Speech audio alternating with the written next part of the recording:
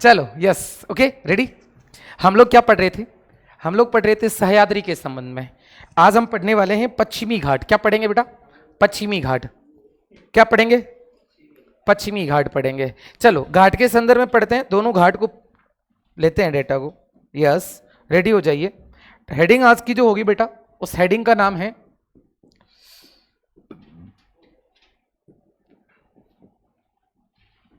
पश्चिमी घाट। क्या नाम है? प्रायद्वीपीय पठार की हेडिंग के संदर्भ में यदि हम बात करें तो कौन सा घाट है? पश्चिमी घाट। अब हम डायग्राम के माध्यम से समझते हैं कि भाई पश्चिमी घाट में क्या क्या डेटा होंगे। यस ओके रेडी हो जाइए बेटा। हम डायग्राम के माध्यम से समझते हैं कि पश्चिमी घाट को किस टाइप से हम लोग पढ़ेंगे, उससे क्या होता थोड़ा डेटा क्लियर हो जाएगा। लो जी हम पढ़ेंगे बाई मैप पढ़ने वाले हैं। ये हमने मानचित्र ले लिया भारत का। इस भारत के मानचित्र में आप लोगों को समझना है हम लोग पढ़ने वाले हैं घाट। क्या पढ़ने वाले हैं? घाट पढ़ेंगे। अब आप देखिए यहां जो घाट है जो पश्चिमी तट के समांतर चलता है, अरब सागर के समांतर चलता है, और आपको बता दूं जानकारी के लिए तापी नदी से लेकर कन्याकुमारी तक विस्तृत है। इस घाट का नाम क्या है? अच्छा ये दिशा कौन सी है बेटा? पश्चिमी दिशा है। और कौन सी दिशा है? पश्चिमी दिशा है। और पश्चिमी दिशा के सहारे यदि कोई पहाड़ी होगी उस घाट का नाम क्या है? पश्चिमी घाट है, जो पश्चिम दिशा की ओर से क्या है हो रहा है। अच्छा इधर ध्यान दीजिएगा, इधर जो घाट बना हुआ है, इधर जो घाट बना हुआ है ये पहाड़ियां हैं। अब आपको दोनों में कोई फर्क लग रहा है क्या? दोनों में कोई फर्क लग रहा है क्या? एक कटा फटा है और एक कटा फटा नहीं है। एक सतत पर्वत श्रृंखला है और एक कटी फटी पर्वत श्रृंखला है। इसके संदर्भ में भी पढ़ने वाले हैं। यस अब थोड़ा सा इधर और ध्यान दीजिएगा, यहां पर एक पर्वतमाला और है और इस पर्वतमाला का नाम अपन कहें तो ये पर्वतमाला है कन्याकुमारी। अच्छा तो इस तरफ वाला घाट कौन सा है बताइए भाई? इस तरफ वाला कौन सा है? जब पूर्वी दिशा की तरफ है तो ऐसे घाट को क्या कहा जाता है? पूर्वी घाट। क्या कहा जाता है? पूर्वी तटीय मैदान। ये पूर्वी तटीय मैदान है पूरा का पूरा।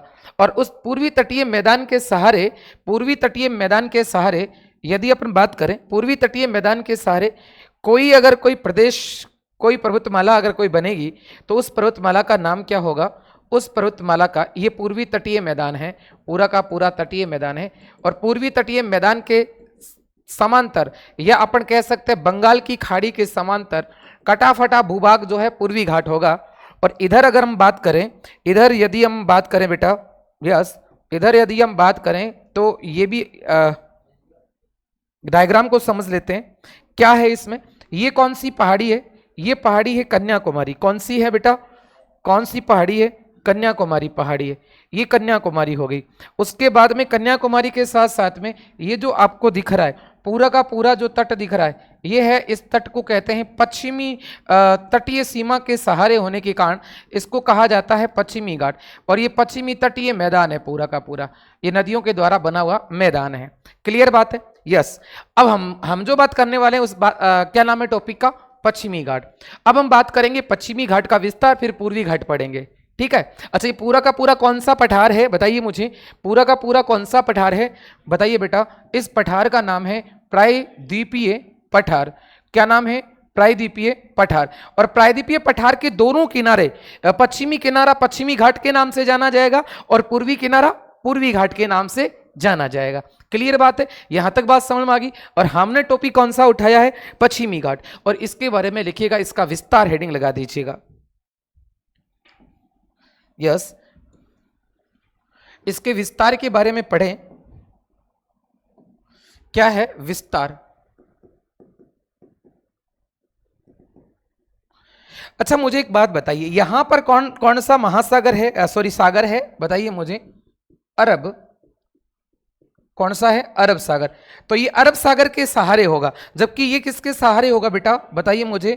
बंगाल की खाड़ी के सहारे। मेरे ख्याल से ये दोनों बातें आपको समझ में आ गई होगी। हम विशेषता पढ़ेंगे अच्छे से, डिटेल से सारी चीजें पढ़ने वाले हैं। हम लोग विस्तार पढ़ रहे हैं। क्या पढ़ रहे हैं? विस्तार। अब इस विस्तार के संदर्भ में लिखना है, क्या लिखोगे? अरब सागर के लिखिएगा बेटा, अरब सागर के समांतर क्या लिखेंगे? मैं लिख देता हूं, अरब सागर के समांतर, अरब सागर के समांतर। किसके समांतर है बेटा? अरब सागर के समांतर तापी नदी से, कौन सी नदी बेटा? तापी। कौन सी नदी से? तापी नदी से कन्याकुमारी के मध्य, कौन सी? तापी नदी से कन्याकुमारी के मध्य 1600 किलोमीटर लंबा भाग है, या अपन ये कह सकते हैं किलोमीटर तक विस्तृत है। आराम से उतार लीजिएगा, क्या है बेटा? विस्तृत है। मेरे ख्याल से यहां तक बात समझ में आ गई होगी। कौन सी नदी से कौन सी नदी से लेकर है? तापी नदी से। और तापी नदी से कहां तक है बेटा? कन्याकुमारी। यस, हम इस पर डिस्कस करते हैं। ये कौन सी कुमारी हो गया बेटा? ये कौन सी कुमारी है? आपको समझना है, कन्याकुमारी। ये कौन सी जगह है? कन्याकुमारी है। ये है कन्याकुमारी। और हमने कहा इसका विस्तार खत्म होता है कन्याकुमारी तक, और शुरू होता है कहां तक? कहां से शुरू होता है? इस जगह से होता है। इस नदी का नाम क्या है? तापी। और इस तापी नदी से लेकर कहां तक है इसका विस्तार? बताइए। कन्याकुमारी तक। अच्छा, कन्याकुमारी तक कितने किलोमीटर है? लगभग 1600 किलोमीटर। मेरे ख्याल से यह बात आपको समझ में आ गई होगी। यस, क्लियर हो गया। चलिए जी, इसमें लिखिएगा निर्माण व प्रकृति। निर्माण या प्रकृति।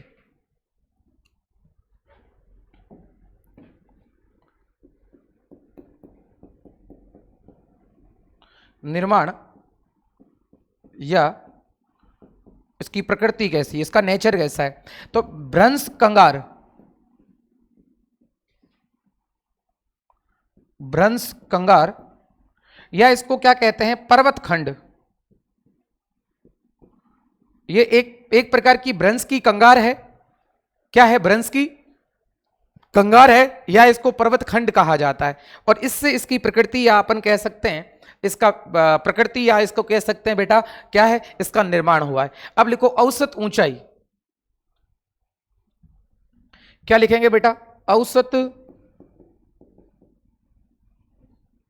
ऊंचाई कितनी है? लगभग 1200 मीटर है। लगभग कितनी है? 1200 मीटर ये ऊंचा भूभाग है।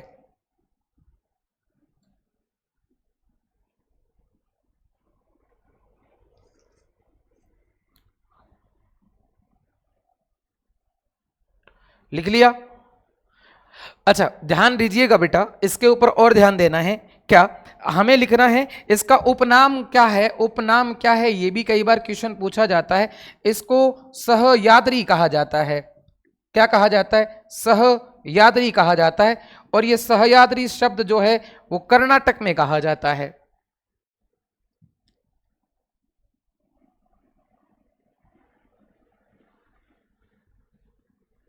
लिख लिया? सहयाद्री कहा जाता है, जो कि कहां कहा जाता है?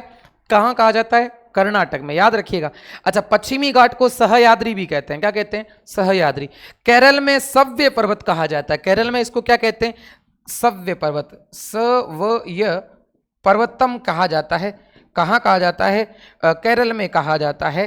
केरल में। यह बात आप लोगों को ध्यान रखनी है। कहां कहा जाता है? केरल में कहा जाता है।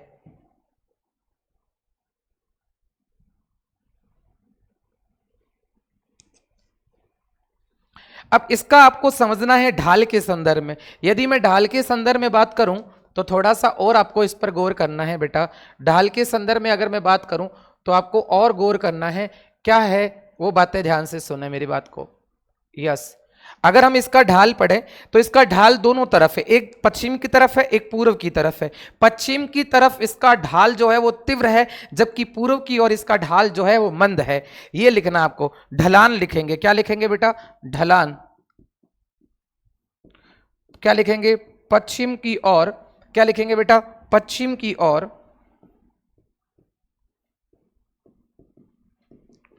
पश्चिम की ओर तीव्र व पूर्व की ओर, बताइए मुझे, पूर्व की ओर क्या होगी? मंद ढाल होगी। पश्चिम की ओर तीव्र और पूर्व की ओर कैसी ढाल होगी? मंद ढाल होगी। अच्छा, इसकी वर्षा कहां से होती है? इसको भी ध्यान से सुनना है बेटा। वर्षा जो होती है इसकी, देखिए, वर्षा होती है इस तरफ से मानसून आता है। मानसून किस तरफ से आता है? इस तरफ से। और इस तरफ से आ रहा है तो मानसून का नाम इधर होगा दक्षिण, और अगर इधर आ रहा है तो क्या नाम हो जाएगा? पश्चिम। तो इसका मतलब मानसून का नाम क्या हो गया? दक्षिणी पश्चिमी मानसून, या मानसून आगमन के समय वर्षा होती है। तो लिख दीजिएगा, वर्षा बराबर क्या लिखेंगे बेटा?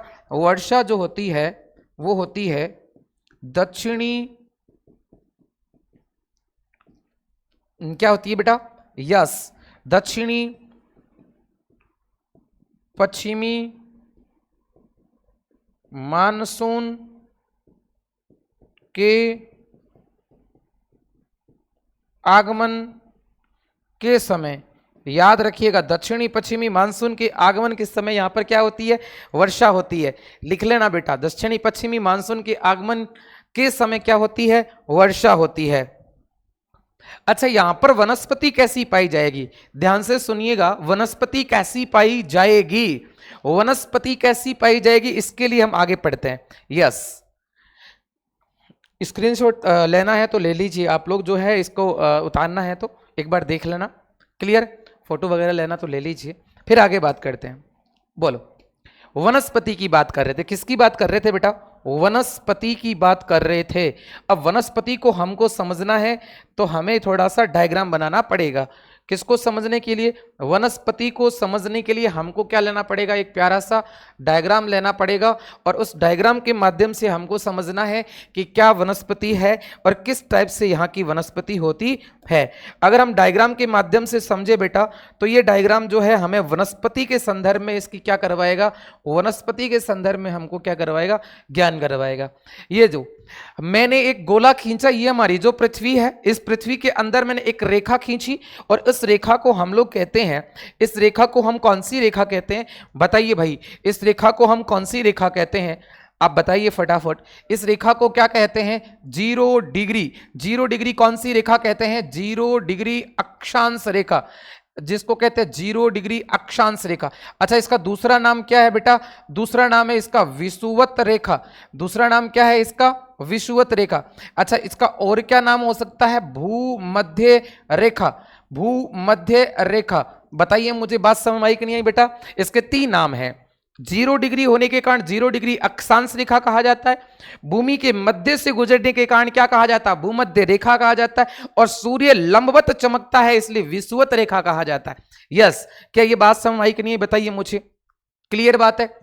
अगली बात करते हैं, ध्यान से सुने मेरी बात को। हम लोग जो बात कर रहे हैं वो बात किसके संदर्भ में हो रहे हैं? हमारी जो बात हो रही है वो जलवायु के संदर्भ में हो रही है कि बेटा जी यहाँ पे जलवायु कैसी पाई जाती है। हमारी जो बात हो रही है वो किसके बारे में हो रही है? जलवायु के बारे में हो रही है। मैं आपको जानकारी के लिए बता दूं बेटा, यस, ध्यान दीजिएगा, जलवायु का निर्धारण हमेशा, मौसम और जलवायु दोनों का निर्धारण अक्षांश रेखा के माध्यम से होता है, जबकि समय और तिथि का निर्धारण देशांत रेखा के माध्यम से होता है। ये दोनों बातें आप लोगों को ध्यान रखनी है। किसके? मौसम व जलवायु का निर्धारण, सुनना मेरी बात को, मौसम व किसके बेटा? मौसम व जलवायु का निर्धारण, मौसम व जलवायु का निर्धारण किसके माध्यम से होता है? निर्धारण किसके माध्यम से होता है? अक्षांश। निर्धारण अक्षांश रेखा द्वारा, जबकि जो समय और तिथि का, जबकि याद रखना है बेटा, समय व तिथि का निर्धारण, समय व तिथि का निर्धारण किससे होता है? बताइए मुझे। निर्धारण होता है बेटा, वो होता है देशांतर रेखा के द्वारा। किसके द्वारा होता है बेटा? देशांतर रेखा द्वारा होता है। यस, ये बात आप लोगों को ध्यान रखनी है। किसके द्वारा होता है? इनके द्वारा होता है। ये लाइन आप लोगों को याद रखनी ही पड़ेगी बेटा, याद रखनी ही पड़ेगी, क्योंकि ये लाइन आपको याद रखनी ही पड़ेगी बेटा। क्यों इसको इसलिए याद रखना पड़ेगा? क्योंकि हम लोगों को अगर सिंपल डेटा कोई समझना है तो सिंपल डेटा समझने के लिए ये हमको याद रखना ही पड़ेगा। यस, ये लो जी बात, हमारी जो बात चल रही थी जलवायु के संदर्भ में। अब हम थोड़ा सा और जिक्र करते हैं इसके बारे में, आप थोड़ा सा उतार लीजिए, मैं ऊपर कॉर्नर तक डाल देता हूं डेटा को और हम इस पर डिस्कस करते हैं। डिस्कस क्या होगा, हमने अभी जो बात की थी, ये 0 डिग्री भूमि के मध्य से रेखा गुजरती है। कहां से गुजरती है? भूमि के मध्य से गुजरती है, इसलिए भूमध्य रेखा कहा जाता है, जो कि 0 डिग्री है। अब 0 डिग्री से ऊपर की तरफ जाते हैं तो ये कौन सी दिशा हो गई बताइए मुझे, और ये कौन सी दिशा हो गई? इसको कौन सा कहा जाता है? उत्तर कहा जाता है। क्या कहा जाता है? उत्तर। जबकि इसको क्या कहा जाता है? दक्षिण कहा जाता है। क्या कहा जाता है? दक्षिण कहा जाता है।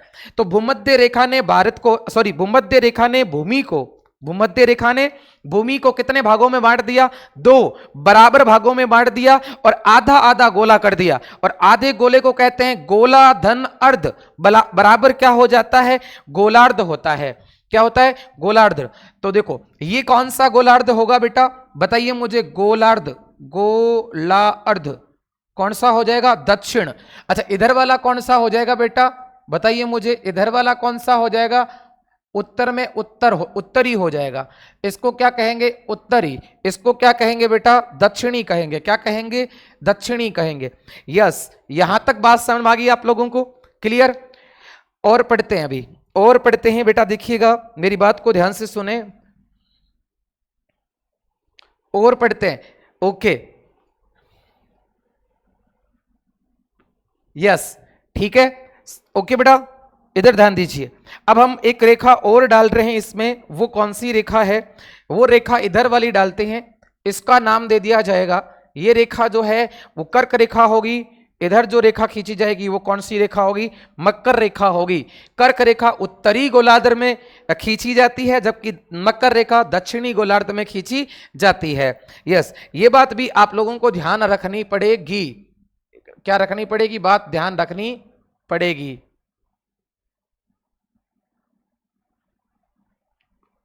ठीक है? ओके बेटा,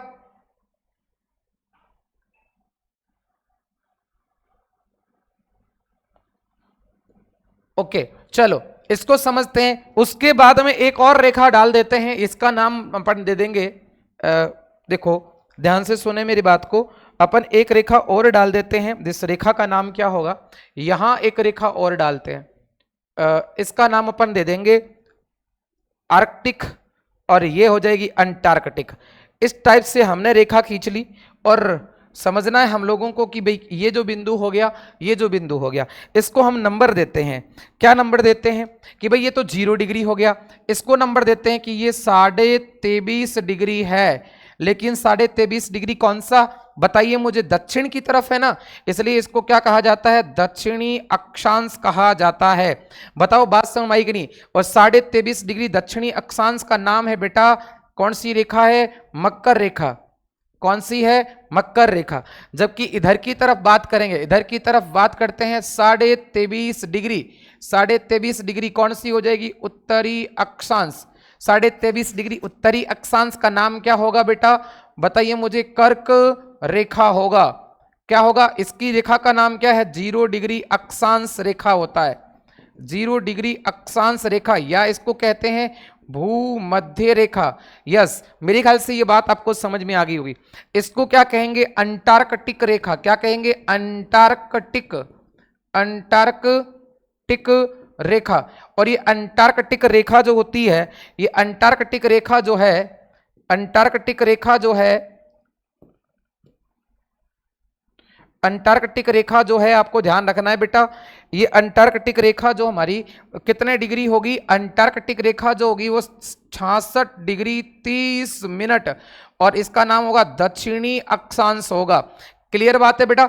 ओके, इधर वाली और बात करते हैं, इसका नाम है आर्कटिक। क्या नाम है? आर्कटिक, सॉरी क्या नाम है? आर्कटिक रेखा। और ये जो होगी वो कितने डिग्री होगी? 66.5 डिग्री, और कौन सा? उत्तरी अक्षांश। ये आपको ध्यान रखना है। क्लियर बात है बेटा? अब इसके बीच में जलवायु हो गई है, जलवायु का निर्धारण यहीं से होगा। अब हम लोग जलवायु के निर्धारण के संदर्भ में बात करते हैं। जलवायु का निर्धारण पढ़ूं कि भूमध्य रेखा के दोनों तरफ जो जलवायु पाई जाती है उसका नाम है उष्ण कटिबंधीय जलवायु। याद रखना है बेटा, जलवायु में और पूछा जाएगा। उष्ण कटिबंधीय जलवायु। आप कहोगे सर उष्ण कटिबंधीय जलवायु का मतलब क्या होता है? गर्म है, यहां सूर्य लंबवत सीधा चमकता है। क्या, सॉरी, लंबवत नहीं, सीधा चमकता है। सूर्य की किरणें क्या पड़ती है? एकदम सीधी पड़ती है, इसलिए यहां पे उष्ण कटिबंध है। तो इस तरफ भी क्या होगा बताइए मुझे? उत्तरी गोलार्ध में भी क्या होगा? उष्ण कटिबंध ये होगा। याद रखिएगा, भूमध्य रेखा के दोनों तरफ, भूमध्य रेखा के दोनों तरफ कौन सी प्रकार की जलवायु पाई जाती है? उष्ण कटिबंधीय। अब नाम आता है कटिबंध। उष्ण का मतलब होता है सूर्य की किरणें पड़ती है एकदम सीधी। क्या पड़ती है? सीधी।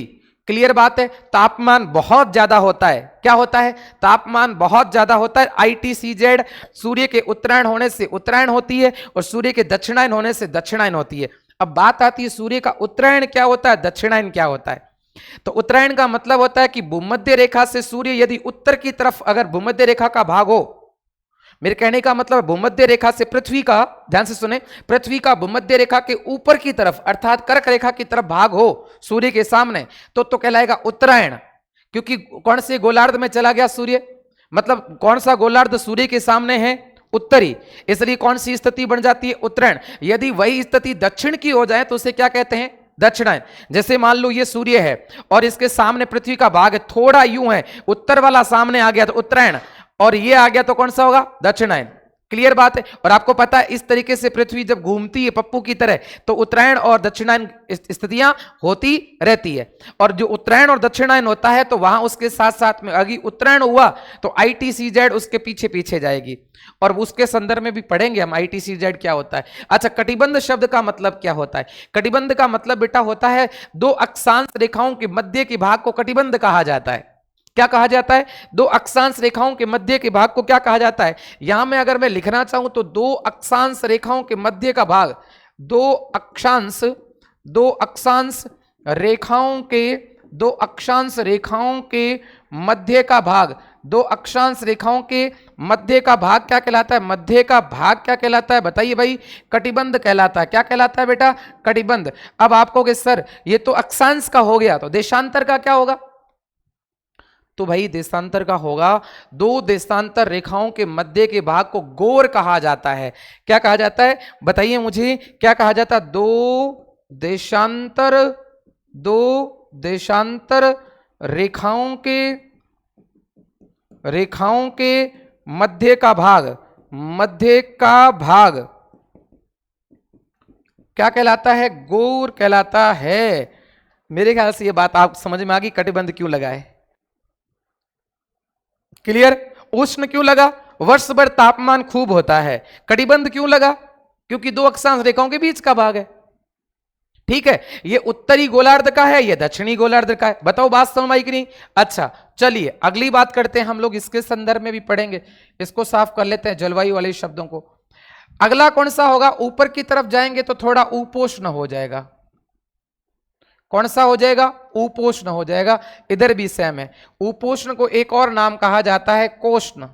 ये भी आपको ध्यान रखना है। मतलब उष्ण थोड़ा कम होगा तो उपोष्ण हो जाएगा। उपोष्ण का मतलब उपोष्ण। क्लियर? ओके।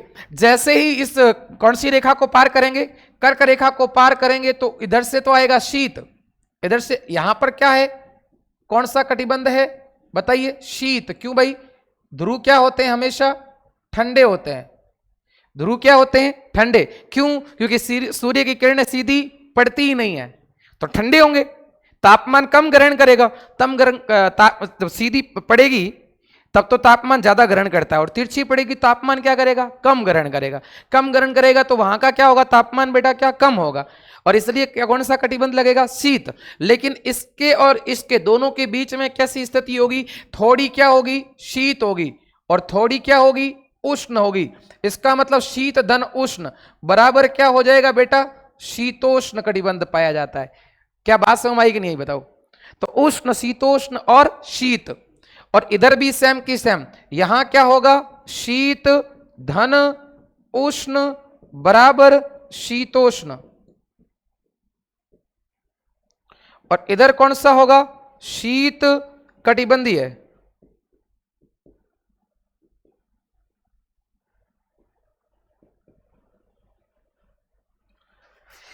अब आपको समझना है कि अब हम लोग जो पश्चिमी घाट की बात कर रहे थे और पश्चिमी घाट में अब क्या पाई जाएगी, अब समझना है बेटा। मैं यहां थोड़ा सा आपको समझाने की कोशिश कर रहा हूं कि यहां पर क्या होगा, शीतोष्ण है। शीतोष्ण किसके बीच में होती है, कर्क रेखा और आर्कटिक रेखा के बीच में, और मकर रेखा और अंटार्कटिक रेखा के बीच में। अच्छा, आपको और बता रहा हूं जानकारी के लिए, ध्यान से सुने। इसको कहते हैं दक्षिणी ध्रुव और अंटार्कटिक के बीच में क्या होता है, शीत।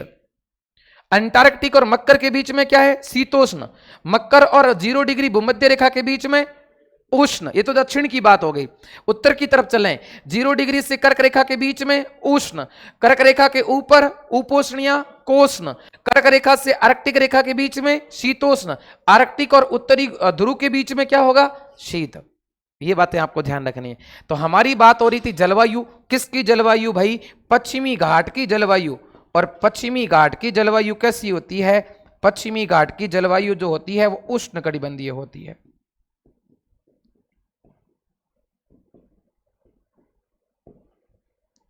कैसी होगी, उष्णकटिबंधीय। क्यों, इसके पीछे का भी कारण है। भारत हमारा यहां पड़ता है, भारत हमारा जो है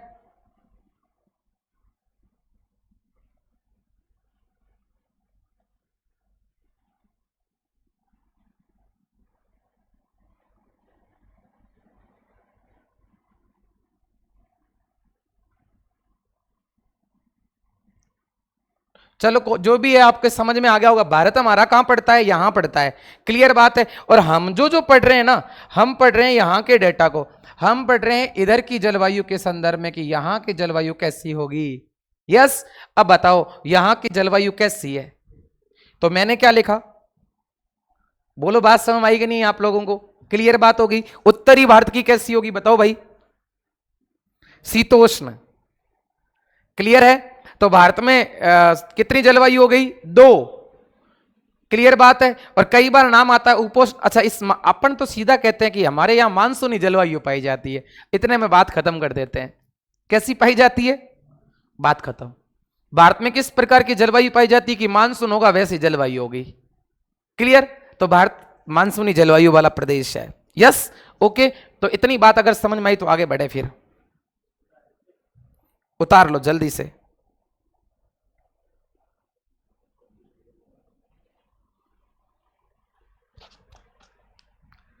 एक और उतार लेना, वनस्पति।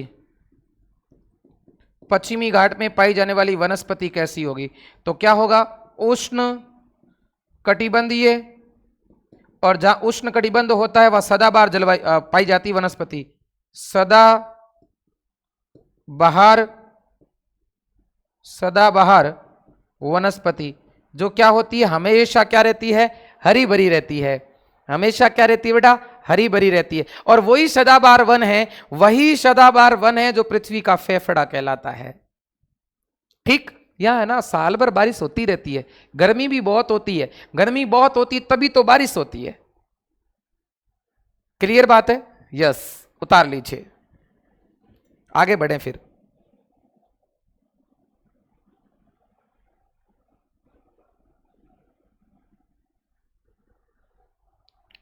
अच्छा, यहां पर और क्या बात है, इधर और बता रहा हूं बेटा, जैव विविधता के बारे में पूछा जाता है। जैव विविधता, ये अगर आपको याद रखना है तो जैव विविधता अगर पूछ ले तो जैव विविधता में क्या लिखोगे, अत्यधिक जैव विविधता पाई जाती है। क्या पाई जाती है, अत्यधिक, क्या पाई जाती है बेटा, अत्यधिक जैव विविधता पाई जाती है। जैव विविधता पाई जाती है, विविधता पाई जाती है। क्यों भाई, कि विश्व के 36 हॉट स्पॉटों में से भारत एक है। विश्व के 36 हॉट स्पॉट में से एक भारत है। समझ में आई ना बात। दुनिया में टोटल कितने हॉट स्पॉट है, 36, और 36 में से एक कौन है, भारत भी है।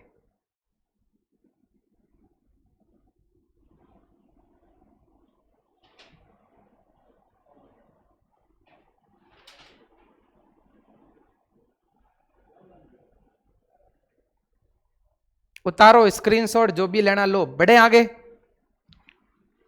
बासी मत खा। बढ़े आगे, उतार लिया, यस। बढ़े, ये पड़ गई पीछे, रोग वाहक, यस। चले, बढ़े, ओके बेटा। अब हम लोग जो बात करने वाले हैं पश्चिमी घाट के 3 पार्ट, पश्चिमी घाट के 3 पार्ट, यस। क्या पढ़ेंगे? पश्चिमी घाट के 3 पार्ट पढ़ने वाले हैं, यस। ध्यान से सुने मेरी बात को। पश्चिमी घाट के क्या पढ़ेंगे? 3 पार्ट पढ़ेंगे। क्या पढ़ने वाले हैं? पश्चिमी घाट के 3 पार्ट पढ़ेंगे। पश्चिमी घाट के, अच्छा, पश्चिमी घाट को कितने भागों में बांटा गया है? तो हम लोग यही कहेंगे कि भाई पश्चिमी घाट को कितने भागों में बांटा गया है? कि पश्चिमी घाट को 3 भागों में बांटा गया है। कितने भागों में बांटा गया है पश्चिमी घाट को? 3 भागों में। कौन कौन से 3 भाग है वो भी पढ़ने वाले हैं हम लोग। जो है हम 3 भाग पढ़ेंगे इसके। पहला तो है, मैंने आपको पहले ही फिक्स बता दिया, यहां पर नदी कौन सी बहती है? तापी। क्लियर बात है। और इधर मैंने पहले ही आपको फिक्स करवा दिया, इधर कौन सी पर्वतमाला है? कन्याकुमारी। एक और पर्वतमाला करवा दूंगा अभी जस्ट। चलो थोड़ा सा ऊपर की तरफ लेते हैं। यह है हमारा पश्चिमी घाट। यह है हमारा पश्चिमी घाट। क्या है? कौन सा घाट है? पश्चिमी घाट। समझना है, पश्चिमी घाट के 3 भाग है। पश्चिमी घाट के कितने भाग है बेटा? 3। समझना है मेरी बात को। एक ये वाला भाग है, एक ये वाला भाग है, एक ये वाला भाग है। तो पश्चिमी घाट को कितने भागों में बांटा गया है? बताइए मुझे। पश्चिमी घाट को कितने भागों में बांटा गया है? 3।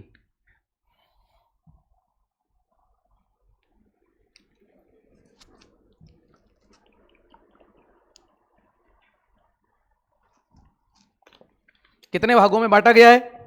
3 भागों में बांटा गया है। अब हम समझते हैं 3 भाग कौन कौन से हैं बेटा। उत्तर में, इस पश्चिमी घाट के उत्तर में, तो इसको क्या कहेंगे? उत्तरी सह्याद्री। ठीक है। और बीच में है तो उसको क्या कहते हैं? मध्य सह्याद्री। याद है ना, सह्याद्री शब्द किसके लिए लगता है? पश्चिमी घाट के लिए लगता है। अच्छा, दक्षिण में कौन सी सह्याद्री है बताओ मुझे? तो नाम क्या हो जाएगा? दक्षिण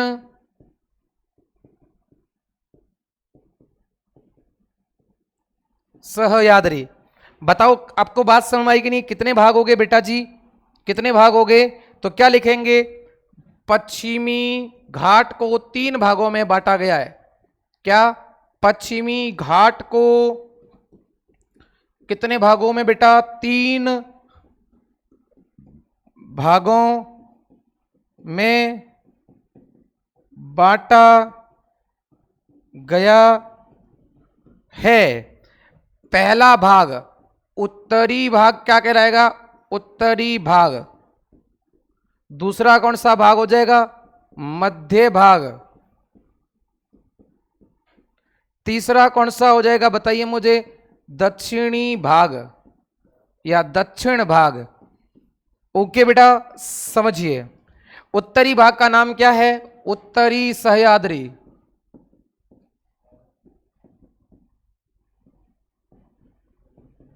सह्याद्री शब्द किसके लिए लगता है? सह्याद्री शब्द लगता है पश्चिमी घाट के लिए।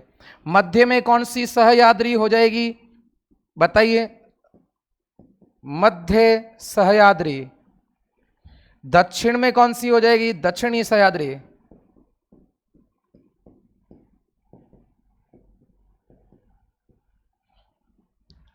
इस टाइप से आप लोगों को याद रखना ही पड़ेगा।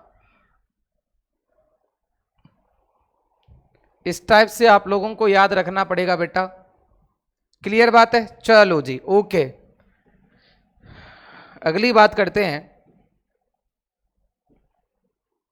लिख लिया?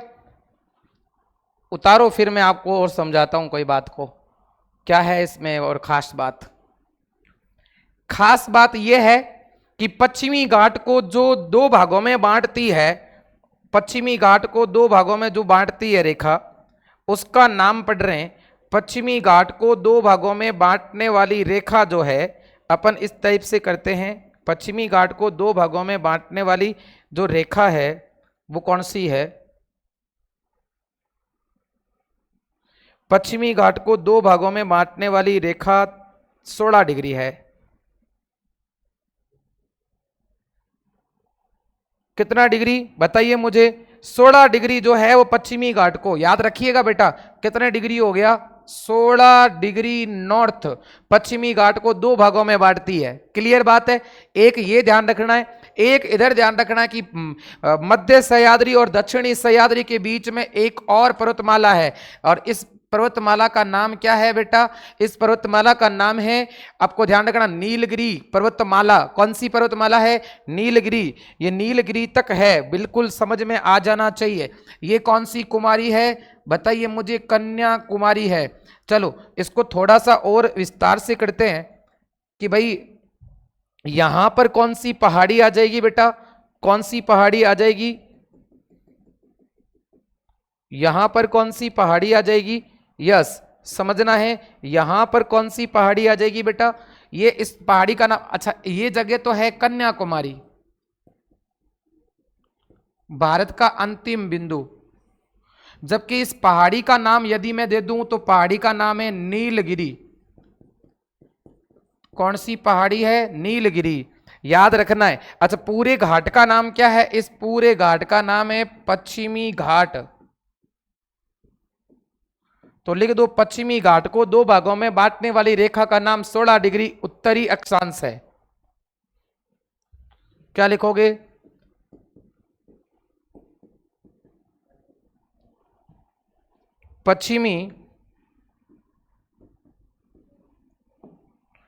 पश्चिमी घाट को दो भागों में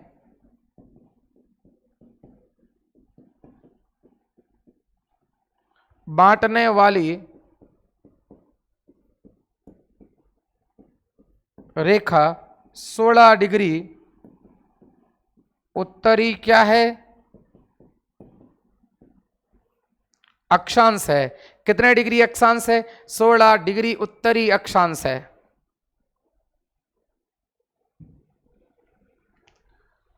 अच्छा सह्याद्री का उत्तरी भाग ताप्ती नदी तक है, जबकि दक्षिणी भाग का विस्तार कहां तक है बताइए मुझे? कन्याकुमारी तक है। क्लियर बात है बेटा? इतनी सी बात आप लोगों को ध्यान रखनी। अब नंबर 1 हेडिंग लगा देंगे, उत्तरी सह्याद्री।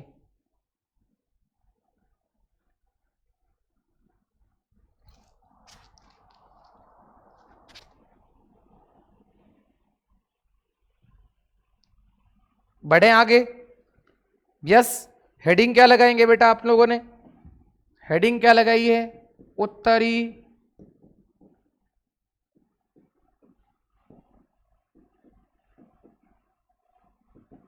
अभी हमने पढ़ा था कि भाई सह्याद्री को दो भागों में बांटने वाला कौन सा भाग है बताइए? सह्याद्री को दो भागों में कौन सी रेखा बांटती है?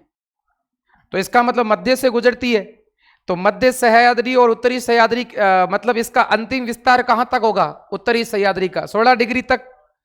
तो हम लोग क्या पढ़ेंगे? इसका क्या पढ़ेंगे बेटा? नाम पढ़ेंगे विस्तार। और विस्तार कहां से कहां तक है? इसका विस्तार है बेटा तापी नदी से। कौन सी नदी से? तापी नदी से कहां तक है? तापी नदी से 16 डिग्री उत्तरी अक्षांश तक।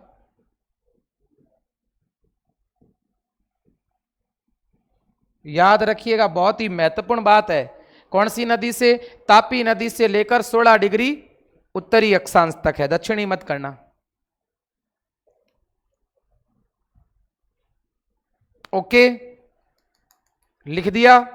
अब मैं आपको बता रहा हूं उत्पत्ति या उद्भव। क्या लिखेंगे? उद्भव कब हुआ है? उद्भव समझना है। उत्पत्ति या उद्भव कब हुआ बेटा? उत्पत्ति या उद्भव होता है क्रिटिशियस काल में और लावा के उद्गार से। कौन सा काल है? क्रिटिशियस।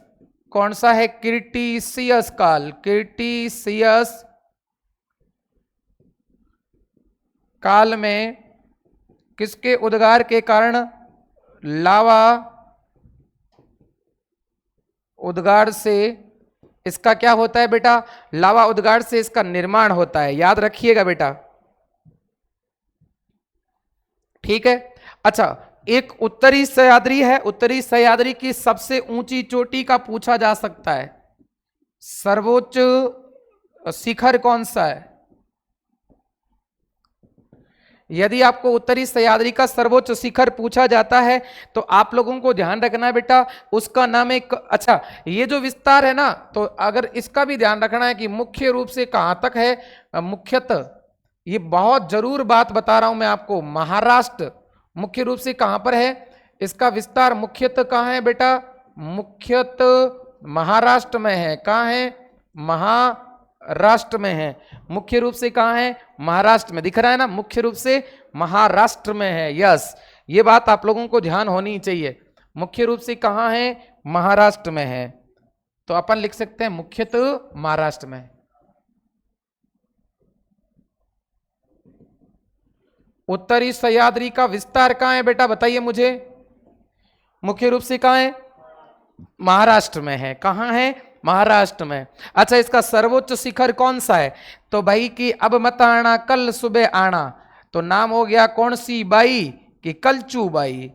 कौन सी है बाई, कौन सी, कलचू बाई। क्या नाम है, कलचू बाई। कितनी हाइट में है, तो ध्यान रखना ये है 1646 मीटर ऊंची है। क्या नाम है, कलचू बाई। क्या नाम है, कलचू बाई।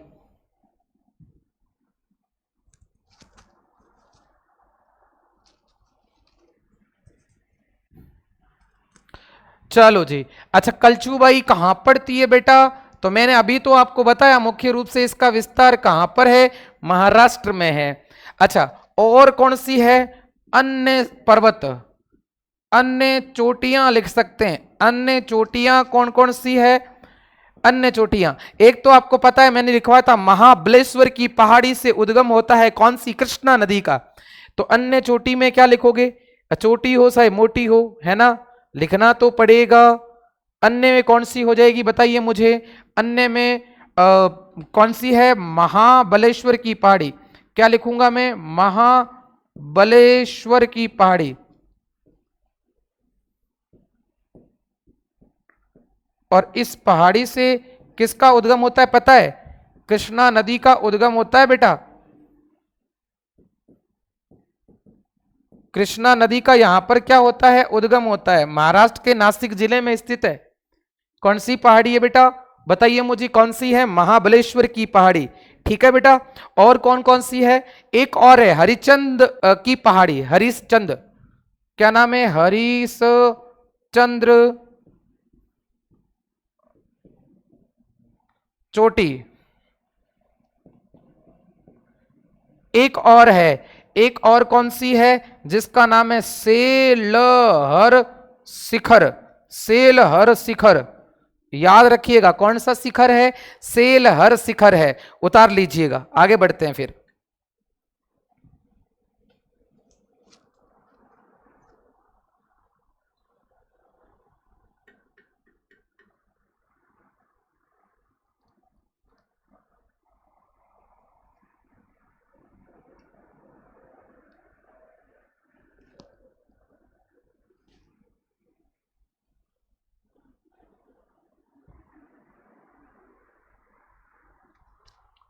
अच्छा, आपको पता है कलचूबाई चोटी से बताया आपको त्रिबंकम की पहाड़ी है, त्रिबंकम की पहाड़ी के ऊपर कलचूबाई चोटी, और वहां पर अगर कहें तो त्रिबंकम की पहाड़ी से गोदावरी नदी का उद्गम होता है। ये भी पता होना चाहिए, मैंने कल लिखवाया था आपको, कौन सी नदी का उद्गम होता है बेटा, गोदावरी नदी का उद्गम होता है। याद रखना है कौन सी नदी का उद्गम होता है, गोदावरी। अब हम वापिस फोकस करते हैं किस बात पर, ध्यान से सुने क्या, यस, ये चोटियां समझ में आ गई, पर्वत शिखर समझ में आया आप लोगों को। अगर पर्वत शिखर समझ में आ गया तो हम आगे की बात करते हैं। क्या, अब पढ़ेंगे दर्रे। क्या पढ़ेंगे, दर्रे। दो दर्रे हैं मुख्य रूप से, पढ़ाता हूं मैं आपको, ज्यादा इतना लोड वाली बात है नहीं। लो जी, प्रमुख दर्रे, प्रमुख क्या है, दर्रे पढ़ेंगे। पहले पढ़ेंगे थाल घाट। क्या पढ़ेंगे, थाल घाट, और दूसरे का नाम है पाल घाट। या अपन क्या, सॉरी, इसको कह सकते हैं भोर घाट। क्या कहेंगे, भोर घाट, पाल घाट नहीं आएगा, भोर घाट आएगा। ये है, उतार लीजिएगा, थाल घाट और क्या है, भोर घाट।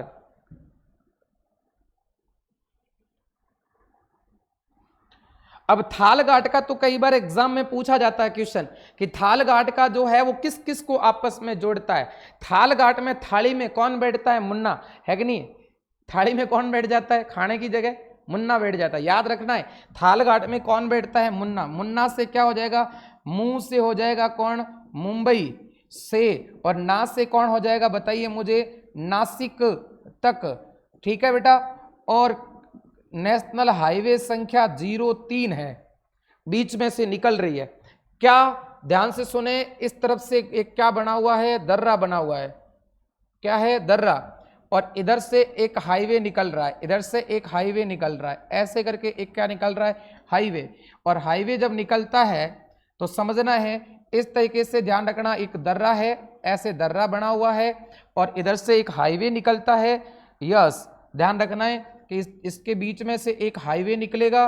और हाईवे जो होता है वो हाईवे कौन सा है? ये है, आपको ध्यान रखना, नासिक जोड़ता है। ये है नासिक है। इधर कौन है बेटा? मुंबई है। तो इसका मतलब ये दर्रा जो जोड़ता किसको है? मुंबई को नासिक से जोड़ता है। क्लियर बात है? अच्छा, दर्रा कौन सा है? थाल घाट। कौन सा घाट है? थाल घाट। अच्छा, ये नेशनल हाईवे संख्या कौन सा है? नेशनल हाईवे संख्या 03। अब मेरे ख्याल से आपको दर्रा समझ में आ गया होगा।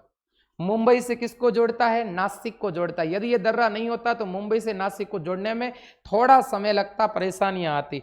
अच्छा, बोरघाट। बोरघाट में कुछ नहीं, बोर होती है शाम को, मतलब ऐसे तो कहें सुबह, है कि नहीं, पर अपने ध्यान रखना शाम को। तो ठीक है बेटा। तो क्लियर बात है। इधर कौन आते हैं? प्रधानमंत्री जी आते हैं। पीएम, पी का मतलब पुणे और एम का मतलब मुंबई। तो अपन ऐसे लिखेंगे, मुंबई से कहां जाता है? का मुंबई से कहां जाता है? पुणे जाता है। कहां जाता है? पुणे तक। मुंबई से पुणे तक। अच्छा, कौन सा नेशनल हाईवे संख्या है? नेशनल हाईवे संख्या 04 है। नेशनल हाईवे संख्या 04 है। यस, ये बात आप लोगों को ध्यान रखनी है। नेशनल हाईवे संख्या 04। इस तरीके से अपन एक बनाते हैं दर्रा, और ये है दर्रा, और इस दर्रे के बीचों बीच से निकलती है एक सड़क मार्ग है। ये जो जी निकाल दी मैंने एक सड़क मार्ग, और इस सड़क मार्ग के बीच में इस तरीके से मैंने निकाल दिया, ये सड़क मार्ग है। सड़क मार्ग का ध्यान रखना है बेटा कि सड़क मार्ग जो कहाँ से कहाँ तक है, तो इस सड़क मार्ग को मुंबई से कहाँ लेके गया है? मुंबई से पुणे के बीच में ले जाया गया है। और ये नेशनल हाईवे संख्या 04 है। और दर्रे का नाम है बेटा भोर घाट। ये भी मुंबई का है। लो जी, क्या ये बात समझ आई कि नहीं आई बेटा? भोर घाट है। उत्तर की ओर कौन सा है? थाल घाट। दक्षिण की ओर कौन सा है? भोर घाट। यदि हम इस पर भी डिस्कस कर लें, अगर मैं इधर इसको लेके आ जाऊं, तो भाई आपको ध्यान रखना है बेटा, मैं जो आपको बता रहा हूं उस दर्रे की जगह कौन सी है? मैं जो आपको बता रहा हूं, यहां पर जो दर्रा होगा, यस, कौन सा बेटा? यहां पर जो दर्रा होगा वो दर्रा होगा, इधर जो दर्रा है वो दर्रा है अपना कौन सा? ये दर्रा जो आपके सामने बना रहा हूं, ये दर्रा है आप लोगों के, कौन सा दर्रा होगा? पहले वाला, जिसका नाम क्या है? थाल घाट है। और इधर ध्यान दीजिएगा, इधर अगर बात करें तो ये दर्रा जो है वो कौन सा है बताइए? भोर घाट का है। ठीक है, तो इसका नाम यदि मैं दे दूं, नामकरण अगर मैं करूं, तो इसका नाम क्या हो जाएगा बताइए मुझे? नामकरण अगर करें इसका, तो नामकरण में क्या हो जाएगा? नामकरण अगर इसको करें तो नाम क्या हो जाएगा इसका? थाल घाट। कौन सा घाट है? थाल घाट। और इधर क्या नाम हो जाएगा बेटा? भोर घाट। क्या नाम है? भोर घाट। याद रखना, थाल घाट नेशनल हाईवे संख्या 03 को जोड़ता है, जबकि ये नेशनल हाईवे संख्या 04 को आपस में जोड़ता है। यस, याद रखना है, भोर घाट और थाल घाट। समझ में आ गई बात? क्लियर बात है। और कौन से का भाग है ये? उत्तरी सह्याद्री का भाग है। ठीक है बेटा, याद रखिएगा इस बात को। और जैसा मैंने बनाया है वैसे के वैसे बना के आगे चलते हैं फिर।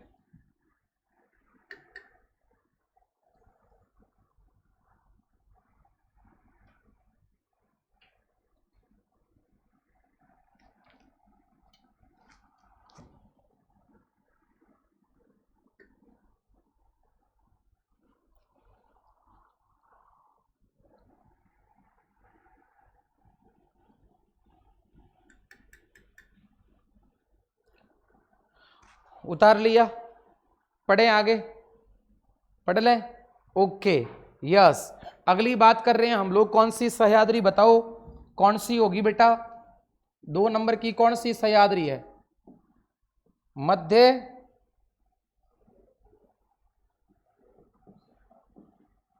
मध्य सह्याद्री, या अपन कह सकते हैं मध्य पश्चिमी घाट, एक ही नाम है।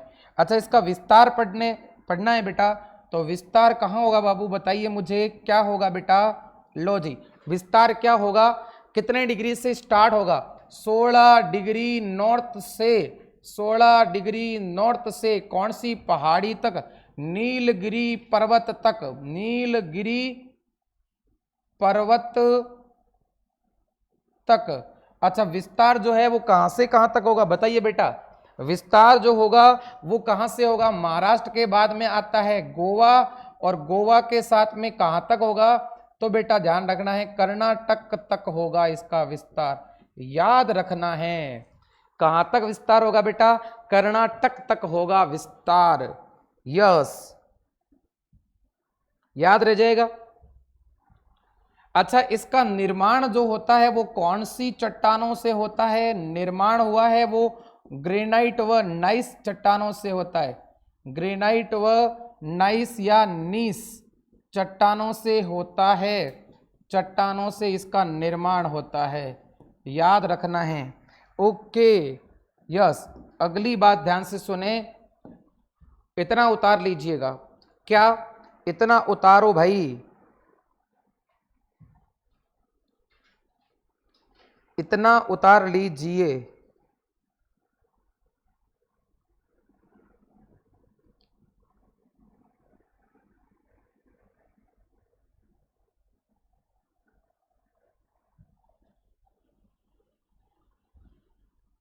क्लियर बात है, यस। अगला पढ़ते हैं, तो क्या पढ़ेंगे, सर्वोच्च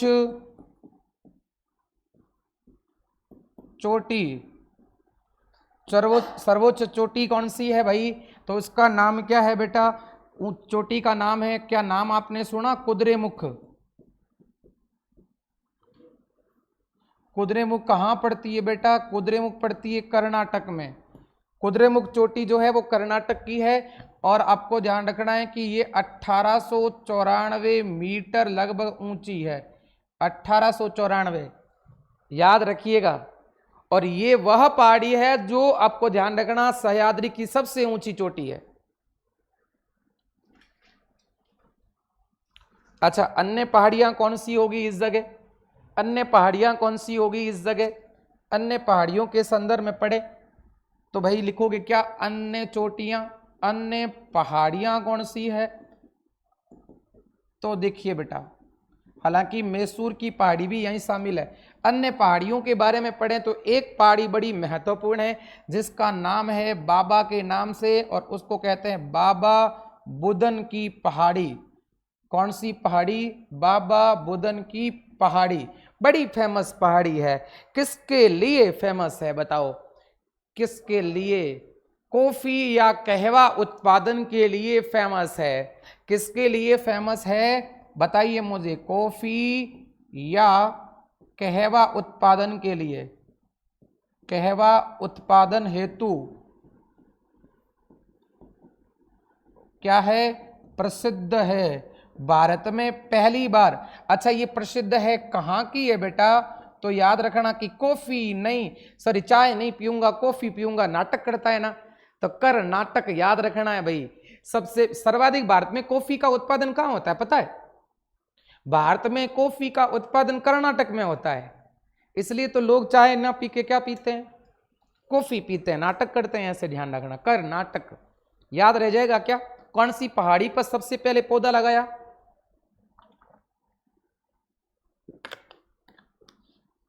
बोलो बेटा, कौन सी पहाड़ी पर, अच्छा ये बाबा जी है ना, बाबा जी है, ध्यान से सोने, बाबा कम नहीं है, तभी तो गाना आया मैं बाबा जी बन जाऊं, ध्यान से सोना है मेरी बात को, यस। ये कॉफी जो है वो कॉफी का बता रहा हूं, थोड़ा सा समझिए मेरी बात को, कॉफी का उत्पादन होता है बेटा, आपको बता दूं मूलत, मूलत कहां होता है, तो मूलत होता है ब्राजील में, ब्राजील एक अपना देश है दक्षिणी अमेरिका का, और उस ब्राजील के जो कॉफी के बागान है ना, उस बागान को कहते हैं फेजेंडा।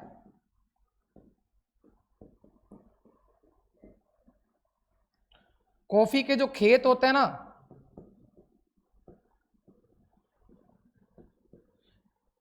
क्या कहा जाता है बेटा? फेजेंडा। सुनिएगा, भारत में कॉफी की 3 किस्म है। पहली किस्म है अरेबिका। क्या नाम है? अरेबिका।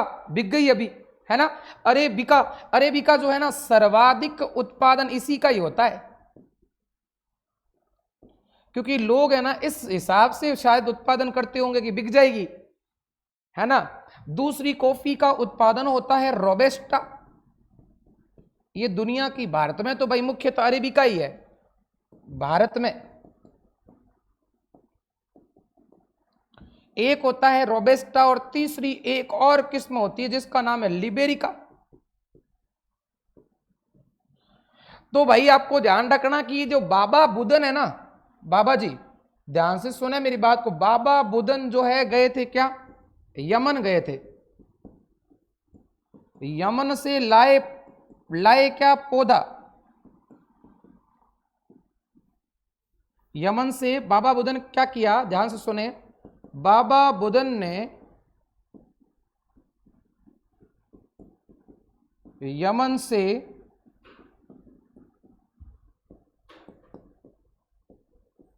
कॉफी का पौधा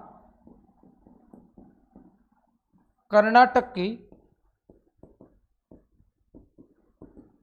पहाड़ी, जो इन्हीं के नाम से फेमस है, बाबा बुदन पहाड़ी पर बोया। तो भारत में पहली बार अगर कॉफी आई है ना, तो कौन लेके आए? बाबा बुदन। कहां लेके आए पता है? कर्नाटक में, खुद की पहाड़ी के ऊपर बोया, इसलिए बाबा बुदन की पहाड़ी बड़ी फेमस है। आज भी कर्नाटक में खूब कॉफी का उत्पादन होता है। तो कॉफी उत्पादन में भारत का प्रथम स्थान कौन सा रखता है बताइए भाई? कॉफी उत्पादन में, कॉफी उत्पादन में प्रथम स्थान, कॉफी उत्पादन में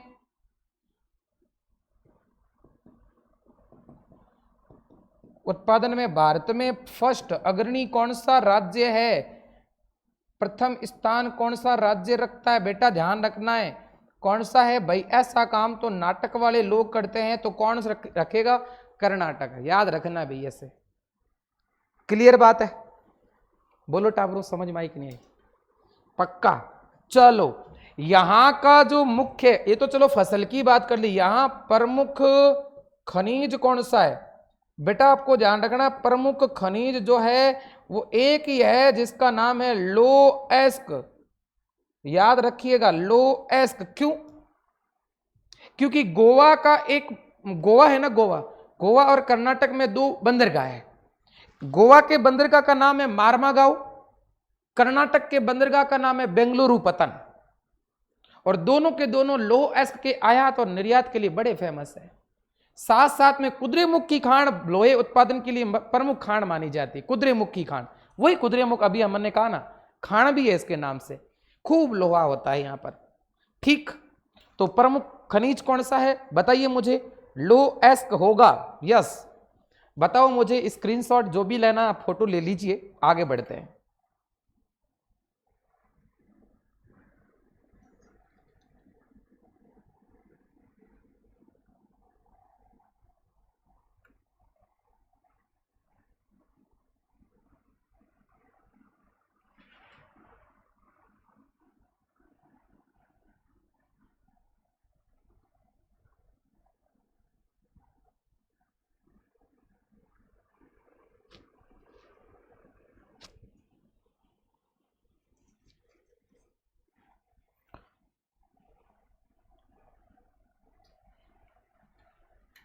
यस, बढ़े आगे।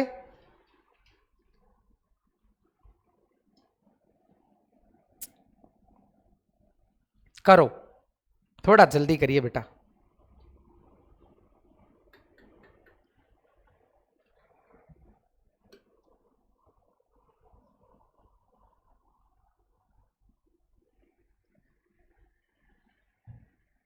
हो गया। बढ़े आगे। कौन सी? दक्षिणी सह्याद्री। याद है ना? क्या नाम था? हेडिंग क्या थी बेटा? बताइए मुझे। नाम था दक्षिणी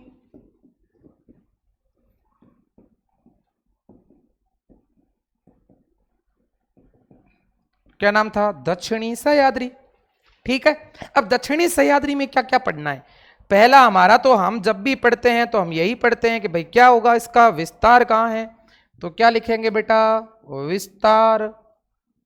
कहां छोड़ा विस्तार? नीलगिरी की पहाड़ी से नीलगिरी पर्वत से कौन सी कुमारी? कन्याकुमारी तक। मुख्य रूप से ये जो है ना वो कहां है? केरल में है। विस्तार मुख्यतः कहां है? कौन से राज्य में है भाई? केरल राज्य में। अच्छा बेटा, आपको ध्यान रखना है, इसकी सबसे ऊंची चोटी कौन सी है? सर्वोच्च शिखर। क्या लिखूंगा यहां पर मैं? सर्वोच्च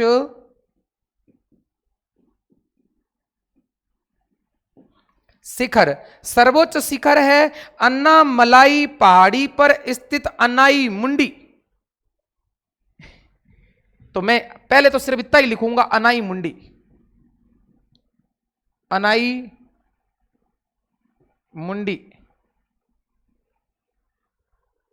ठीक है। और अनाई मुंडी जो है ना वो है 2695 मीटर। उतार लीजिएगा। कितनी है? 2695 मीटर है। नाम क्या है? अनाई मुंडी।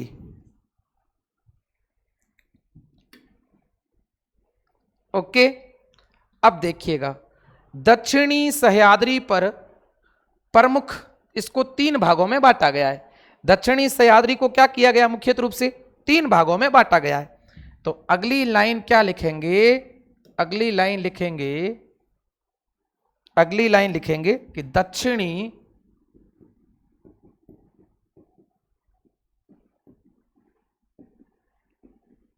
सह्याद्री को, याद रखना, मुख्यतः कितने भागों में? बेटा बताओ। तीन भागों में क्या किया गया है? बस पहाड़ियों के नाम से ही बांटा गया है, कोई इतना खास बात नहीं है, विचार करें इतना। सबसे पहला पहला नाम दिया है अन्ना मलाई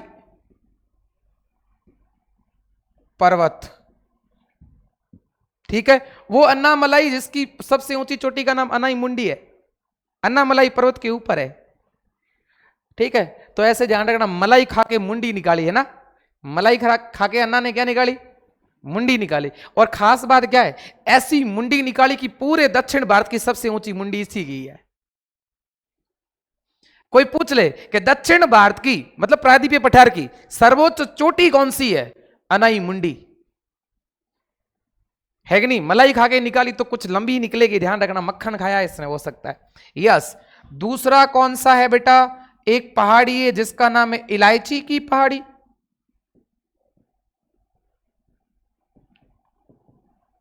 इसको और कहते हैं कार्डोमम की पहाड़ी।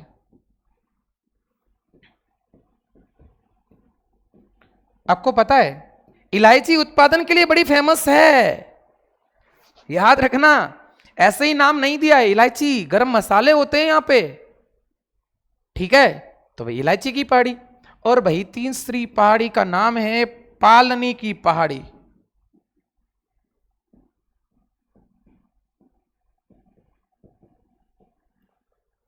तो कितने भाग हुए बताओ भाई? कितने भाग हुए? तीन।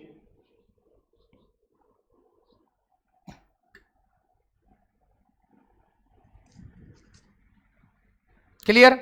पढ़ें। पहला भाग लेते हैं, क्या नाम होगा बताइए मुझे? पहला भाग अन्ना मलाई होगा। कौन सी मलाई? अन्ना मलाई।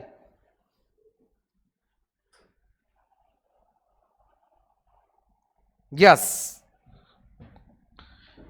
स्टार करो और पढ़ते हैं। पहला भाग पढ़ते हैं जिसका नाम है अन्ना।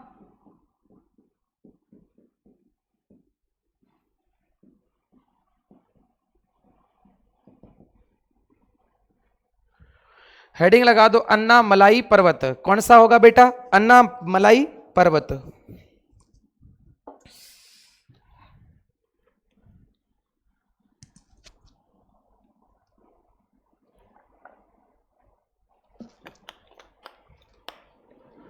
यस, कौन सा है? अन्ना मलाई पर्वत। किसके बीच में? विस्तार पढ़ते हैं। इसका विस्तार यदि पढ़ें तो इसका विस्तार है केरल से तमिलनाडु तक। इसका विस्तार पढ़ें तो केरल से तमिलनाडु तक है। इधर केरल से शुरू होती है और तमिलनाडु तक जाएगी। कैसे? यदि हम भारत के संदर्भ में इस टाइप से पढ़ें तो बेटा ये इधर पड़ता है अपना एरिया केरल, इधर पड़ता है बेटा एरिया तमिलनाडु, और इसके बीच में पहाड़ी है तो क्या नाम हो जाएगा बताओ? केरल से तमिलनाडु के बीच में ही होगी ना। ओके, अगली लाइन क्या आ जाएगी बेटा? इसका सर्वोच्च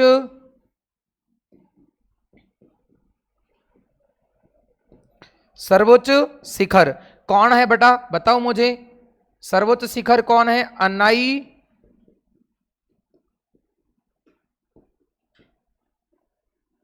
मुड्डी, या मुंडी भी कह सकते हैं, मुंडी, ठीक है।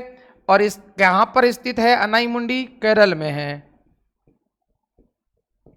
हाइट कितनी है? 2695 मीटर। नोट में क्या लिखेंगे बेटा? यह अन्ना मलाई पर्वत पर स्थित। यह कौन? यह की जगह नोट में लिखो अनाई मुंडी।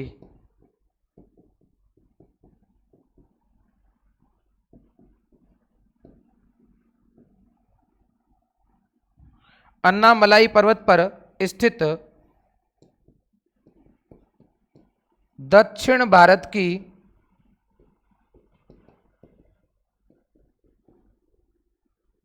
सर्वोच्च चोटी है, जो कि कौन से राज्य में स्थित है बताओ भाई? जो कि केरल राज्य में स्थित है। उतार लीजिए।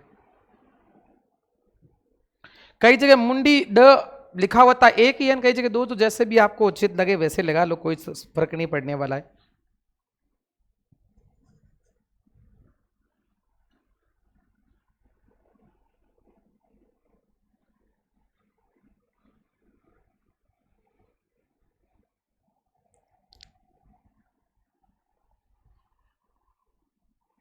लिख लिया बेटा? बताइए मुझे। यस, पढ़ें। अगला देखो, अगला ले रहा हूं। 2 नंबर पहाड़ी का नाम क्या है बेटा? इलायची की पहाड़ी।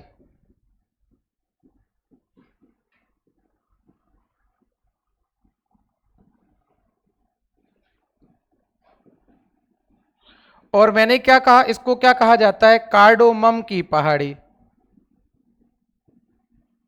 सुपारी के ऊपर नाम आता है कार्डोमम, यदि आपने ध्यान दिया तो, क्योंकि इसी को कार्डोमम ही कहते हैं भाई, इलायची को। अंग्रेजी शब्द है ये।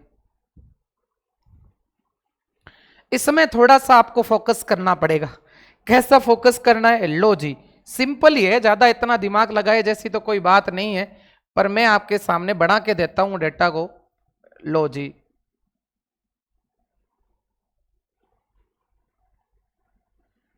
ये लो। अपने समझना है कि यहां को विस्तार है वो किसका है? केरल का। और इधर जो विस्तार है भाई, केरल के अलावा तो विस्तार क्या? केरल को इसको इस तरफ कर देते हैं, इस तरीके से केरल का विस्तार है। और इधर से विस्तार अपने किसका हो जाएगा? केरल के विस्तार जहां खत्म होता है वहां किसका विस्तार हो जाता है? तमिलनाडु का। सिंपल कॉन्सेप्ट है। दोनों के बीच में पढ़ना है, इसका विस्तार बता रहा हूं मैं। क्या मेरी बात किसकी हो रही है? विस्तार की हो रही है। तो पहले विस्तार पढ़ेंगे केरल का। केरल का कौन सा भाग होगा पता है आपको? ये भाग केरल का कौन सा है? दक्षिणी। और इधर वाला भाग कौन सा है? ये केरल का पूर्वी होगा ना। तो इसका मतलब केरल का कौन सा भाग हुआ? दक्षिणी पूर्वी। ठीक है, तमिलनाडु का ये भाग कौन सा है? दक्षिणी। जबकि इधर का भाग क्या कहलाएगा बताइए मुझे? पूर्वी कहलाएगा ना। जबकि इधर का भाग कौन सा कहलाएगा? तो मैं यहां क्या लिखूंगा? और पहाड़ी है यहां पर। कहां पर है? यहां पर। अब आपको समझना है, इधर मैंने केरल लिखा, इधर मैं लिख रहा हूं क्या? तमिलनाडु। दोनों की बातें आपको समझ में आ जानी चाहिए कि केरल का तो कौन सा भाग है? केरल का दक्षिणी, बताइए मुझे, केरल का दक्षिणी पूर्वी भाग है। ठीक है, केरल का तो दक्षिणी पूर्वी है। फिर से बता रहा हूं, समझना है आप लोगों को। अच्छा, यहां खत्म हो रहा है दक्षिणी पूर्वी भाग। फिर भी नहीं समझ में आया तो देखो ध्यान से सुने, इसको वापिस समझते हैं। ये हो गया केरल का। अच्छा, केरल का ये वाला भाग क्या कहलाएगा? पूर्वी। जबकि इसका कौन सा भाग कहलाएगा? पश्चिमी। ये बात समझ आ गई ना आप लोगों को? तो देखो ये कौन सा राज्य है बताइए मुझे? ये कौन सा राज्य है बेटा बताइए मुझे? अब पहाड़ी कैसे हैं?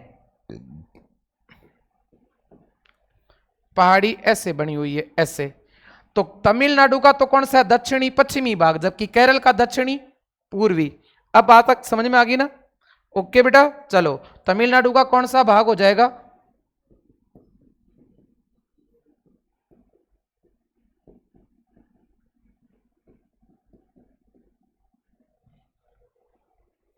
उतार लीजिएगा।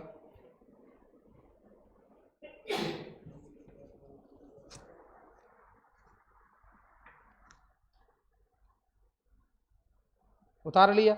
सर्वोच्च चोटी लिखिएगा इसकी।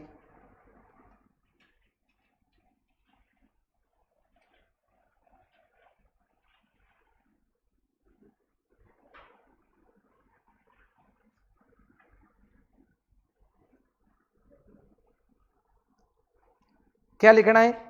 सर्वोच्च चोटी।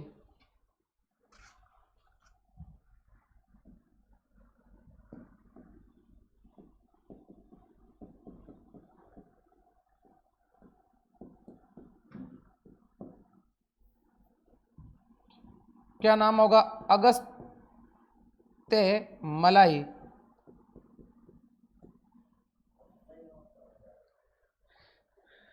अगस्त मलाई।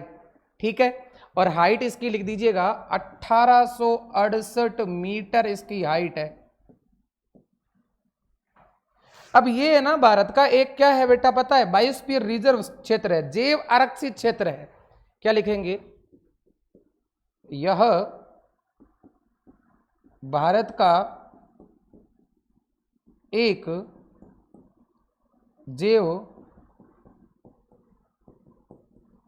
आरक्षित, जैव आरक्षित या जैव मंडल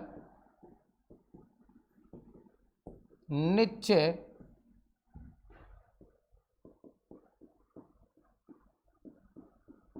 क्षेत्र है। उतार लीजिएगा। जैव मंडल निश्चय क्या है? ये क्षेत्र है।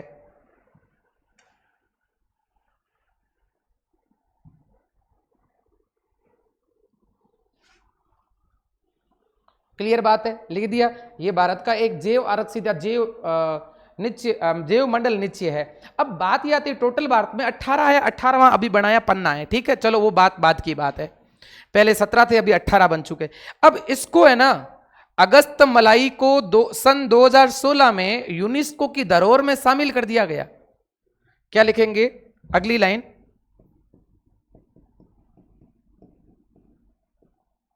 अगस्त मलाई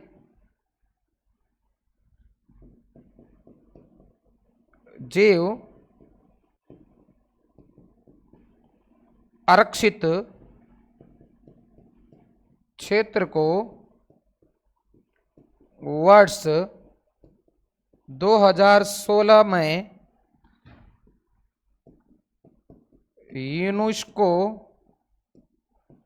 की धरोहर सूची में शामिल किया गया। उतार लीजिए आराम से, स्क्रीनशॉट ले लो जो भी लेना है।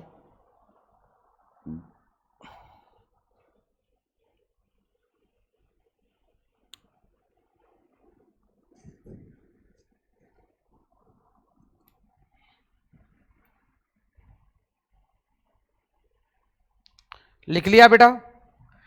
चलो जी, एक बात और बता रहा हूं, मैंने अभी आपको कहा था, डिस्कस किया था इलायची के संदर्भ में, याद है? तो इलायची की पहाड़ियां मसालों के उत्पादन के लिए क्या मानी जाती है? प्रसिद्ध मानी जाती है। सही है, लिख लीजिएगा। क्या लिखेंगे? इलायची की पहाड़ियां भारत में मसाला उत्पादन के लिए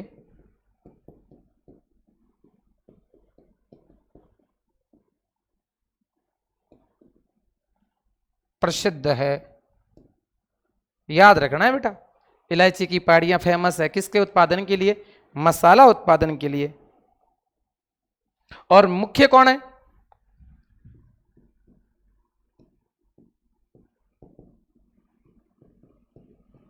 मुख्य तो कौन होगा बताओ भाई? मसाला कौन सा है? इलायची है, या कोष्टक में क्या लिखोगे? कार्डोमम है। सही है ना? अच्छा, यहां के प्रमुख दर्रे भी पढ़ने हमको। दर्रे हैं यहां पर दो, एक का नाम है पालघाट, एक का नाम है सैनकोट्टा का दर्रा। क्या नाम है? सैनकोट्टा दर्रा। दो दर्रे पढ़ने हैं भाई इसके। वैसे दर्रे इसके इतने ज्यादा नहीं है लोड लेने जैसे।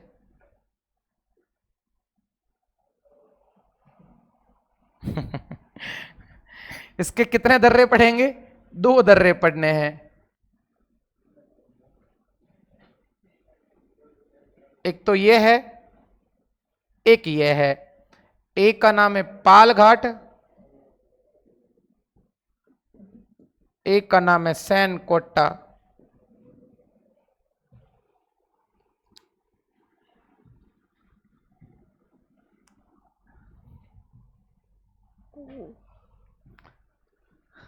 बस ये ध्यान दीजिएगा कौन सा है। प्रमुख दर्रे पढ़ रहे हैं, क्या पढ़ रहे हैं बेटा? प्रमुख दर्रे। प्रमुख दर्रों में कौन सा दर्रा पहला कौन सा है? पालघाट। और ये आपको याद रखना है, कोच्चि से कोयम्बटूर। कोयम्बटूर, कोच्चि के सामने लिख देना। कोच्चि तो हो जाएगा केरल, से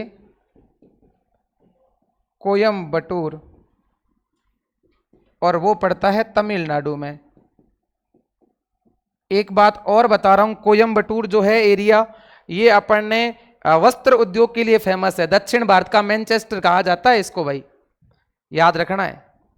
भारत का मैनचेस्टर तो अहमदाबाद है, जैसे दक्षिण भारत का मैनचेस्टर कौन है? याद रखना है बेटा, ठीक है? क्या बता अपन क्या लिखा? अच्छा, इसका नेशनल हाईवे संख्या कौन सी है? तो नेशनल हाईवे संख्या 47 है। याद रह जाएगा, पालते पालते आपने क्या चला दी इसमें, AK 47 याद रह जाएगा। सिंपल, नेशनल हाईवे कौन सा है? यहाँ 047 है। AK 47 याद रह जाएगा, क्या 47 है? Okay, yes. दूसरे नंबर का कौन सा है? सैनकोट्टा दर्रा। सैनकोट्टा दर्रा, सैनकोट्टा दर्रा उतार लीजिए, सैनकोट्टा दर्रा। और तिरुवनंतपुरम से मदुरै के बीच में है। कहां से कहां तक है? तिरुवनंतपुरम किसकी राजधानी है? केरल की राजधानी, ठीक है? मदुरई या मदुरै के मध्य, ठीक है बेटा। और यहां नेशनल हाईवे संख्या 49 है। कौन सी है? 49 है।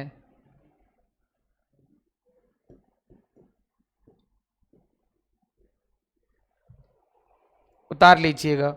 कितने दर्रे हो गए प्रमुख? 2, पाल घाट और सैन कोट्टा का दर्रा। बस 4 लाइनें और लिखनी है और ये कंप्लीट हो जाएगी पश्चिमी घाट। उसकी लास्ट पहाड़ी रही है।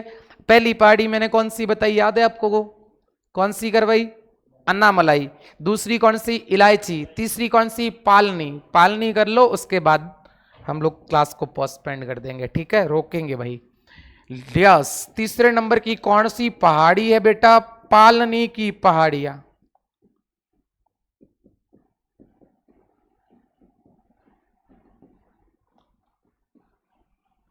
कौन सी पहाड़ियां पढ़ेंगे? पालनी की पहाड़ियां। हेडिंग लगाओ, पालनी की पहाड़ियां। कौन सी है बेटा? पालनी की पहाड़ियां।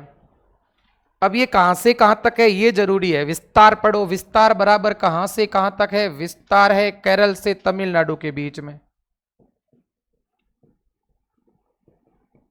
केरल से कौन सी नाडु के बीच में? तमिलनाडु के बीच में।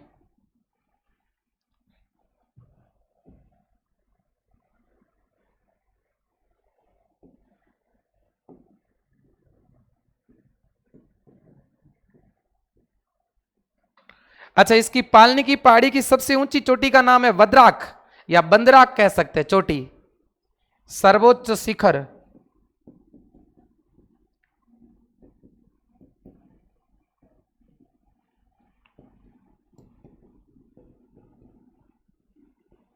और ये शिखर पड़ता है तमिलनाडु में। लगभग 2655 मीटर इसकी हाइट है। उतार लीजिएगा।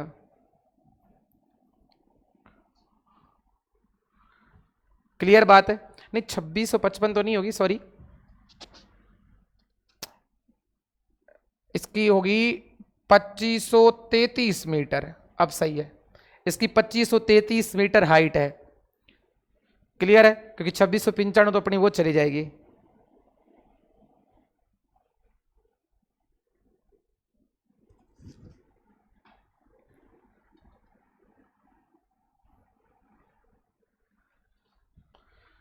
नदियां लिख दो, इसकी प्रमुख नदी।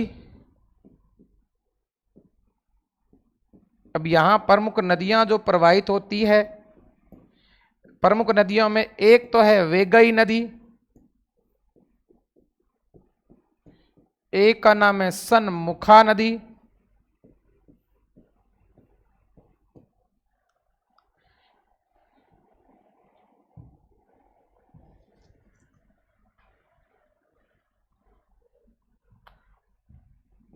व कोडावनार नदी। अच्छा, यहां का एक प्रमुख हिल स्टेशन है, वो लास्ट लाइन लिखिएगा। प्रमुख हिल स्टेशन पूछा जाता है, प्रमुख हिल स्टेशन फेमस है यहां का, उसका नाम है कोडाई कनाल। क्या नाम है? कोडाई कनाल।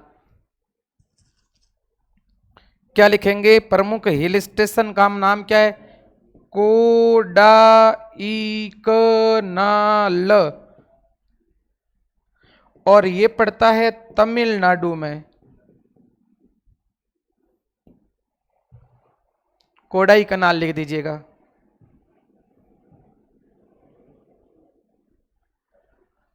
कोडाई कनाल, यस। स्क्रीनशॉट ले लीजिए। और हम लोगों ने काफी बातों पे डिस्कस किया और ये हमारी अंतिम पॉइंट ही है इसका। लो जी, उतार लीजिए आराम से बैठ के। बस अब छुट्टी ही कर रहा हूं मैं आप लोगों की।